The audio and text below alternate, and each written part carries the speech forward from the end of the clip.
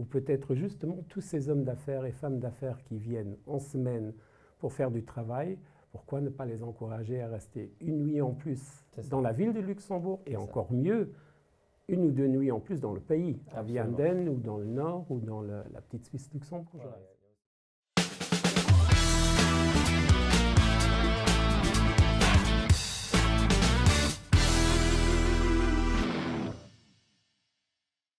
Aujourd'hui, j'ai le plaisir d'accueillir dans le studio Germain Biergen, qui est vice-président du Luxembourg City Tourist Office. Soyez bienvenue. Merci pour l'invitation que j'ai acceptée avec plaisir. C'est un plaisir aussi de t'accueillir. On va se tutoyer, on se connaît depuis au moins une vingtaine d'années, après une carrière chez HSBC, RBC, la Banque de Luxembourg. C'est avec Germain que j'ai eu le plaisir de visiter le Palais Grand-Ducal, puisque tu es guide autorisé, je ne sais pas comment ça s'appelle. Et tu es aussi l'auteur du livre Les Trois Clés. Et c'est pour ça que je voulais qu'on échange un petit peu à la fois sur le tourisme et l'histoire du pays. Avec grand plaisir. Donc ma première question, c'est est-ce que tu peux nous décrire l'offre touristique de la ville de Luxembourg aujourd'hui? Alors, Luxembourg-Ville, c'est une ville qui est millénaire, qui existe depuis 1963, lorsqu'elle a été créée par le comte Sigefroy, si on remonte un tout petit peu dans l'histoire. Et aujourd'hui, c'est une ville que je qualifierais un tout petit peu d'un secret caché au niveau du tourisme. C'est-à-dire qu'on attire une clientèle tout à fait particulière. Ce n'est pas la clientèle de masse et c'est effectivement voulu. Ce n'est pas la stratégie de développer un tourisme de grande masse et d'arriver peut-être un jour à des problèmes que connaissent des villes comme Barcelone, comme Amsterdam et comme d'autres. Luxembourg-Ville est une ville historique avec son centre historique qui est très beau, qui est très bien aménagé, qui est petit, c'est-à-dire qu'on peut pratiquement tout visiter à pied. On est dedans là. On est en plein, nous nous trouvons aujourd'hui vraiment exactement au centre-ville, à côté de notre voisin, c'est le palais Grand-Ducal et c'est la Chambre des députés. Donc effectivement, nous sommes à quelques pas même du marché des poissons, avec la corniche qu'on appelle le plus beau balcon d'Europe et qui est tout simplement très peu connu en Europe. Parce qu'on remarque, quand on regarde un petit peu les statistiques, dans la ville de Luxembourg, des visiteurs qui viennent nous rendre visite, eh bien, on a évidemment tout de suite nos voisins, les Belges, les Français, les Allemands qui viennent nous rendre visite. Historiquement, les Hollandais, les Néerlandais qui viennent depuis très longtemps, principalement, je dirais, dans le nord du pays pour faire du camping, mais ils passent quelques jours, 1 ou 2 jours dans la ville de Luxembourg. Et depuis quelques années, nous avons vraiment constaté, en fait depuis la fin du Covid, si je peux revenir sur cet instant-là, on a constaté la visite d'une clientèle qui vient de très loin. On a curieusement beaucoup de visiteurs sud-américains. On a de plus en plus de nouveau des visiteurs asiatiques qui viennent nous rendre visite. Un peu du Moyen-Orient, africain, on en a beaucoup moins. Mais je dirais que maintenant, notre clientèle type, elle vient de beaucoup plus loin. Donc il y a aussi un effort considérable qui est fait au niveau de la promotion. Peut-être pas encore tout à fait assez, on peut encore faire mieux. Mais on veut donc attirer une clientèle de qualité, d'une certaine façon, une clientèle qui s'intéresse à l'histoire de la ville de Luxembourg, à l'infrastructure que nous avons ici, à la vie que nous connaissons, l'aspect multiculturel que nous apprécions tant dans la ville. Et je dois dire aussi que ces dernières années, on a fait beaucoup au niveau des infrastructures. Donc tu le sais sans doute, il y a toute une série d'hôtels qui vont ouvrir très prochainement à Luxembourg et ce sont des hôtels de catégorie, de haute catégorie, des 4 étoiles. À la gare. On pense à celui à la gare, l'hôtel Alpha, qui est un monument presque historique de Luxembourg, avec une brasserie, et je me réjouis déjà de pouvoir retourner dans cette brasserie qui a une fresque qui est protégée, donc qui est absolument splendide. On pense à la Poste. On pense à la Poste, on pense à la Villa, près de la Pétrus, qui va ouvrir très prochainement. Quelques chambres, oui, c'est pour quelques chambres, mais il faut avoir une offre pour tout le monde. Donc ce sont effectivement là des chambres peut-être beaucoup plus luxueuses, mais on voit aussi la création d'hôtels dans les quartiers qui sont un peu plus excentrés, maintenant au niveau Kirchberg, à la Cloche d'Or, donc il faut avoir une offre complète pour tout type de visiteurs. Alors pour information, j'ai eu ici 2 personnes qui sont des hôteliers professionnels.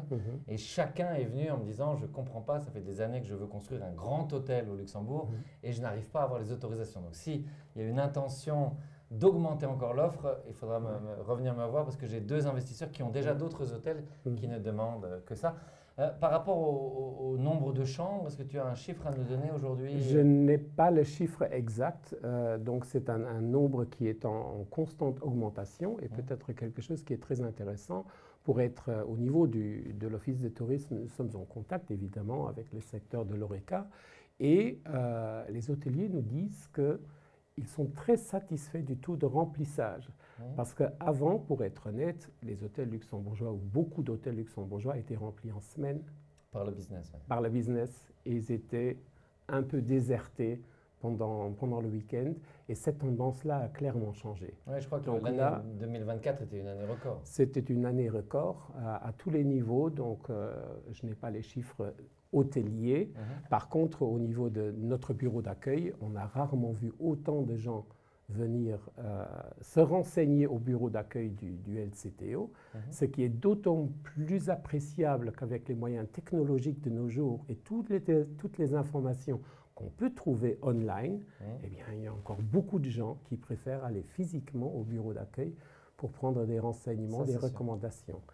Ça, c'est un développement qui est tout à fait appréciable. Après, on a également réouvert les casemates, toutes les casemates de Luxembourg, donc les fameuses casemates du BOC, où on peut faire une visite libre et se balader à l'intérieur. Et puis, après des années de rénovation, on a surtout ouvert les casemates de la Pétrus, donc où il y a toute une scénographie à l'intérieur qui permettent aux visiteurs de suivre un parcours à l'intérieur et en apprenant toute l'histoire des casemates. Oui, ça revient à ce que tu disais, le secret très bien gardé. J'ai la chance de travailler en plein dans le vieux Luxembourg et c'est vrai que je suis émerveillé. La corniche, la nuit, c'est juste absolument magique. C'est magique. Mais si on se balade un peu et qu'on traverse, qu'on va du côté des Trois-Glands, les Dreieschlen, c'est magique aussi de se balader autour du Mudam, un petit pique-nique avec la vue sur la cathédrale.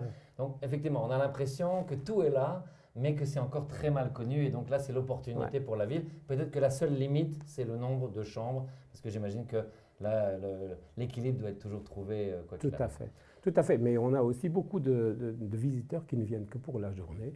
Donc il y a effectivement, il y a toutes ces démarches qui visent à les encourager pour rester au moins une nuit, aller dans un restaurant, ou peut-être justement tous ces hommes d'affaires et femmes d'affaires qui viennent en semaine pour faire du travail, pourquoi ne pas les encourager à rester une nuit en plus dans la ville de Luxembourg et encore mieux, 1 ou 2 nuits en plus dans le pays, à Vianden ou dans le nord ou dans la petite Suisse luxembourgeoise. Il y a aussi beaucoup de choix. Je suis un fanatique de la Moselle, mais il y a plein d'autres endroits. Echternach, on pourrait y aller pendant 3 mois sans se lasser. Les terres rouges, évidemment, l'offre est colossale, elle est peut-être mal connue, c'est un peu l'histoire du Luxembourg. Tout à fait. Il n'y a pas si longtemps, il y avait encore le secret bancaire, il y a peut-être aussi une communication qui est encore un peu discrète, mais c'est en train de changer.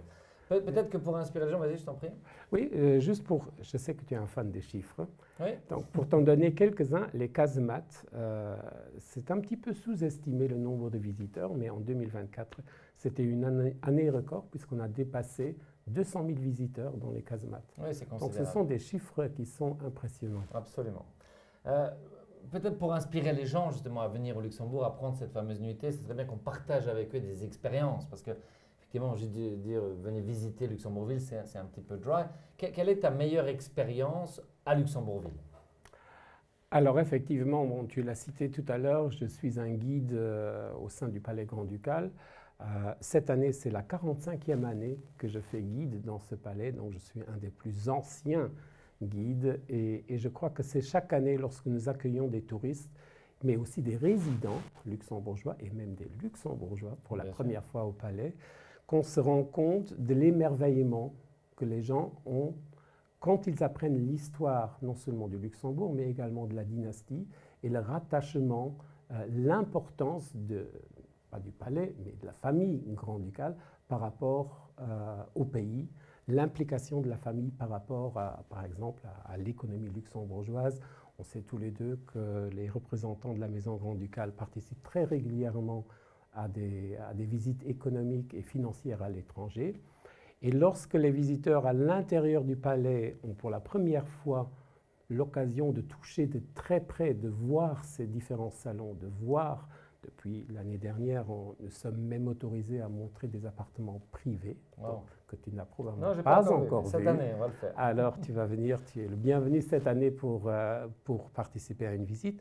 Ils sont tout simplement émerveillés parce qu'ils ne connaissent pas cette histoire. Oui, alors, ils ne connaissent ni les anecdotes, ni les moments forts de l'histoire du palais et de la famille grand-ducale par rapport à notre histoire du pays. Alors c'est peut-être l'occasion d'échanger un petit peu sur le sujet. Moi, en tant que visiteur, la première impression, c'était au sol, c'est pavé en bois. Oui. Et effectivement, c'est très étonnant. Ils sont encore en bois aujourd'hui. Et tu disais que c'était le raffinement à l'époque, ça fait beaucoup moins de bruit, je crois, que les pavés en pierre. Et ensuite, tu parlais effectivement de la famille. Je pense que là, le fait d'arriver de salle en salle, de voir le portrait de Adolphe, de voir les différents souverains, ça permet de mémoriser, de mieux comprendre cette histoire. Peut-être, est-ce que tu vas en profiter pour rappeler en quelques lignes un peu les grandes lignes des derniers 140 ans? Oui, bon, je pense qu'au niveau de la dynastie, si on veut parler un tout petit peu de la dynastie, le grand changement fut l'avènement au trône du grand-duc Adolphe, qui est le premier grand-duc de la lignée que nous connaissons aujourd'hui, les Nassau-Weilbourg. Et donc c'est lui qui a transformé le palais grand-ducal. Avant, c'était l'hôtel de ville de Luxembourg, mais c'est lui qui en a fait la résidence officielle du grand-duc. En 1880... C'est 1890, exactement. J'aurais bluffé sur ça. Ouais. 1890. Et donc, bon, les Luxembourgeois savent que ce n'est pas la résidence où vit la famille grand-ducale, c'est la résidence officielle. Et la famille vit à Colmaberg, effectivement, dans l'autre château, le grand château, qu'on ne peut pas visiter. C'est leur résidence privée. Après Adolphe, finalement, comment est-ce que ça s'est enchaîné au niveau de sa descendance? Alors, c'est son fils qui lui a succédé, c'était Guillaume IV, mais cette fois-ci de la lignée des Nassau-Weilbourg, alors qu'avant Adolphe, c'était la lignée des Guillaume I, Guillaume II, Guillaume III des Oranges, Nassau des Pays-Bas. Et donc, lorsque Guillaume IV, qui n'a régné que quelques années malheureusement, parce qu'il est décédé relativement jeune, et de manière inattendue, que c'est sa fille qui lui a succédé, la grande-duchesse Marie-Adélaïde, qui était toute jeune, qui a régné pendant la Première Guerre mondiale, une période très difficile, qui a été pratiquement forcée d'abdiquer après la Première Guerre mondiale, et lui a succédé Charlotte, la fameuse Charlotte, qui, elle, pendant la Deuxième Guerre mondiale, a vraiment fait énormément pour le pays. Et c'est grâce à Charlotte, en fait, que la famille est devenue aussi populaire au sein de la population de Luxembourg. Lorsque Charlotte a abdiqué en 1963 pour des raisons d'âge, c'est son fils, qui était aussi très aimé à Luxembourg. Parce qu'il a libéré la ville, on se rappelle cette photo incroyable. Voilà, il a participé physiquement au débarquement en Normandie, il était le premier à entrer dans le pays avec les Américains pour la libération, donc c'est le grand-duc Jean, qui en 2000 a abdiqué encore une fois pour des raisons d'âge, et a laissé la place à son fils, le grand-duc actuel Henri, qui, nous le savons tous, va laisser une fois de plus place à son fils cette année, au mois d'octobre, lorsque Guillaume V, je suppose, va accéder au trône. Oui, donc vous voyez, ça c'est... Alors peut-être il faut donner les jours, parce que je sais que la fenêtre de tir pour les visites du palais est assez réduite. Exactement. Donc le palais grand-ducal n'est ouvert que lorsque le couple grand-ducal avec la famille est en vacances pendant 6 semaines, de la mi-juillet jusqu'au 1er septembre. Généralement, c'est ouvert encore une semaine en plus pour les classes d'école, réservées aux classes d'école. Et chaque année, il faudra effectivement s'y prendre très vite parce que les tickets sont vendus. Où est-ce qu'on les achète? Alors, on peut les acheter sur le site du LCTO, mais elles ne sont mises en vente qu'à partir du mois de mai, mois de juin. Donc, tous les jours, les visites se succèdent à une cadence d'une visite toutes les demi-heures. Wow. Ça dure 75 minutes, une visite, une partie à l'extérieur, une partie à l'intérieur, et ça se fait dans toutes les langues. Donc, ça se fait en luxembourgeois, en français, en allemand, en anglais, en néerlandais. Et si on réserve tout un groupe, on peut même éventuellement avoir d'autres langues encore. Très, très intéressant. Et là, je recommande vraiment à tout le monde de prendre ce ticket. Moi, j'ai adoré, je le referai avec toi cette année pour voir les appartements privés. Et ça permet encore une fois, c'est un exemple simplement de la richesse historique du pays. Évidemment, une fois qu'on sort du palais, on a envie de découvrir tout le reste, puisque chaque pierre, chaque maison ici a une histoire millénaire. Donc évidemment, il faut simplement s'intéresser et il y a toujours à trouver. On a le musée de la ville de Luxembourg qui est juste à côté d'ici. Et là aussi, il y a une exposition 1000 ans d'histoire qu'on a été voir encore la semaine dernière avec mes collègues. Absolument phénoménal. Encore une fois, c'est là, il faut juste s'y intéresser un peu. Peut-être pour conclure, un mot sur ton livre, Les trois clés, donc, qui n'est pas un livre historique, c'est un livre… quelle a été ton ambition avec l'écriture de ce livre? Alors, ce fut plutôt un hasard, ce livre. Ce n'était absolument pas planifié, mais c'était une histoire qui était initialement développée pour en devenir un scénario de film. Wow.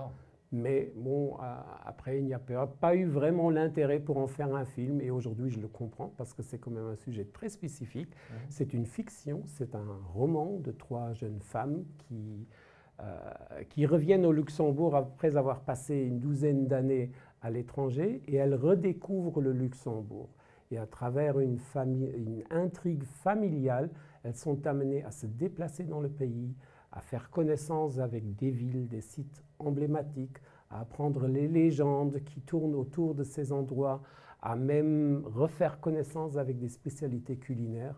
Et donc le but était très simple, donner un support à toute personne qui s'intéresse au Luxembourg, que ce soit des étrangers ou des résidents, des expatriés qui sont à Luxembourg, de pouvoir lire une histoire et en apprendre un peu plus sur le Luxembourg, avec des petites anecdotes dedans, et même pas mal de mots luxembourgeois. C'est écrit intentionnellement en français, mais un français simple, avec beaucoup de mots luxembourgeois, et qu'on traduit à la fin, donc on peut effectivement apprendre ces mots-clés de notre histoire et de nos traditions. Oui, c'est vrai que la notion, encore une fois, des contes au Luxembourg est très importante. On se souvient de Mélusine, qui est un des 1000 fondateurs du pays.